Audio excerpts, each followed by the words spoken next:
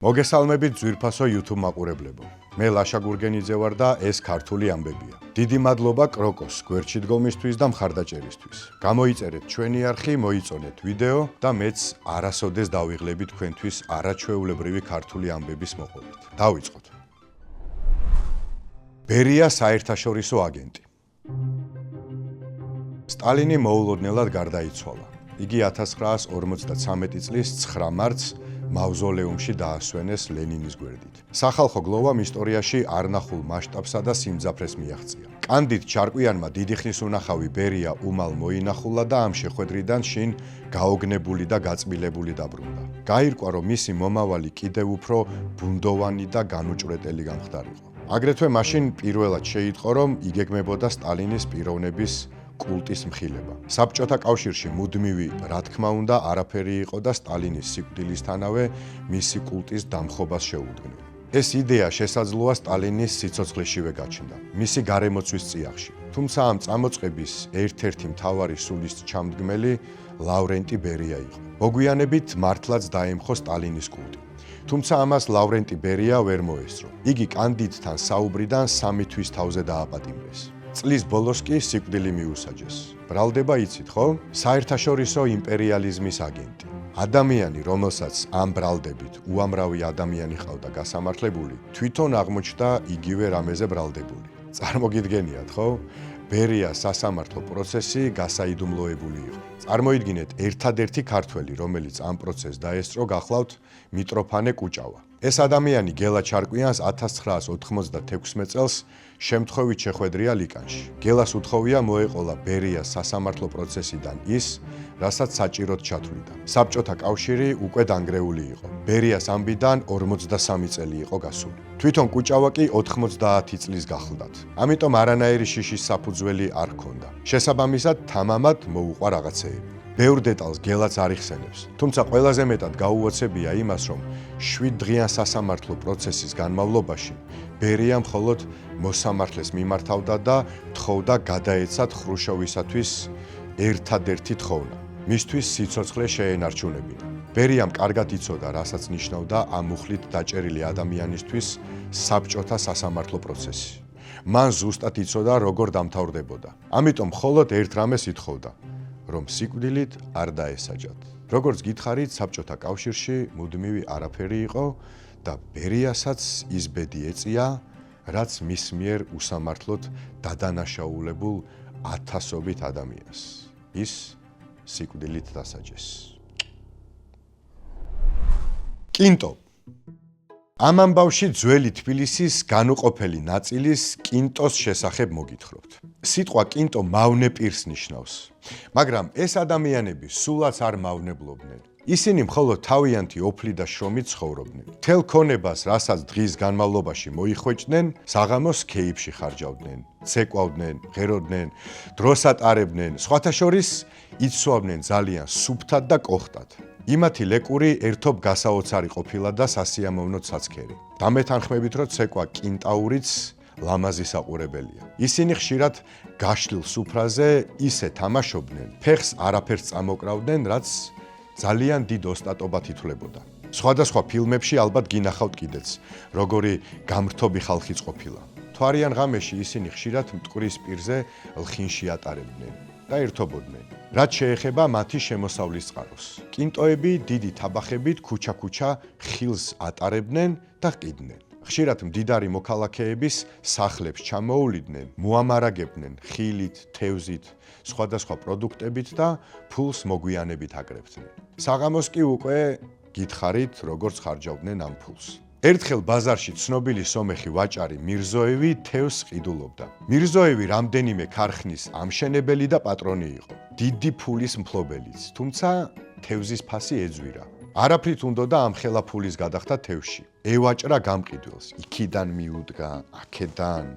თუმცა ვერაფერი გამოუვიდა. გამყიდველიც მიუხვდა, რომ მირზოევს ფული არ უჭირდა და არ უნდოდა დაკლება. ამ დროს ბაზარში შემოსულა ერთი კინტო. კინტომ შეარჩია იგივე თევზი, გამყიდველს ფასი კითხა და ეგრევე გადაუხადა. გაუკვირდა მირზოევს. შეეკითხა კინტოს, თევზი ძალიან ძვირი იყო და შეუვაჭრებლად რატომ იყიდეო?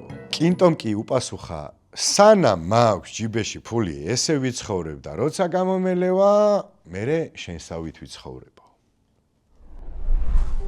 დროშა სახლის სახურავზე.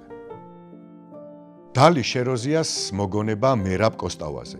40 წელია ვმუშაობ იაკობ გოგებაშვილის სახელობის ბიბლიოთეკაში, რომელიც მერაბ კოსტავას სახლის ისტორიულ ეზოში მდებარეობს. ჩემს თვალწინ გაირბინა ეროვნული მოძრაობის უმშვენიერესმა პერიოდმა და მრავალი საინტერესო ისტორიული მოვლენის უშუალო მომსწრე და მონაწილეც ვარ. 1988 წლის ზაფხული იდგა. საბჭოთა ხელისუფლება ჯერ კიდევ აქტიურად დევნიდა ყველაფერს, რაც ეროვნულ მოძრაობასთან იყო დაკავშირებული. ქუჩებში საბჭოთა საქართველოს დროშები ფრიალებდა. ბიბლიოთეკის სამკითხველო დარბაზში ახლობელმა შემოირბინა და აღელვებულმა მოგვიწოდა: "გამოდით ეზოში, გამოდითო."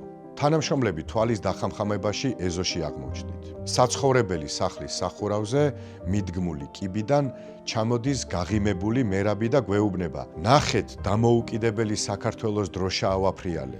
ავიხედეთ და დავინახეთ, ჩვენი ლამაზი სამფეროვანი დროშა აღუმართავს თავისი სახლის სახურავზე." ეს იყო დამოუკიდებელი საქართველოს დროშა, რომელიც 1921 წლის აუბედითი მოვლენების შემდეგ პირველად აღიმართა საქართველოში და სულ რამდენიმე საათი ფრიალებდა. ძალიან მალე ჩვენი ეზო უშიშროებისა და მილიციის თანამშრომლებით აივსო. მერაბი ჯიუტად იდგა კიბესთან და არაძლევდა მათ დროშის ჩამოხსნის საშუალებას. "არ მოგწონთ?